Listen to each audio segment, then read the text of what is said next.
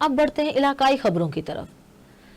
मुमताज समाजी सियासी कारोबारी शख्सियत और चेयरमैन एसपी चौधरी अब्दुल गनी सिंधु ने कहा है कि 2008 से मुल्क में जमहूरी अमल का नए सर से आगाज होगा, लेकिन सदर अफसोस का गुजरात में अरसद 14 साल से बेपनाह तरक्याती फंड्स आए और इनके इस्तेमाल में बदनियती और बदनज़मी का मुजाहिरा किया गया है।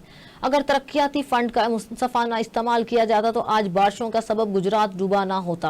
हुक्मरान तबका गुजरात को पेरिस बनाने के दावे करता रहा, लेकिन आज ये सूरत हाल के गुजरात की गलियां और सड़कें तालाब बनी हुई हैं।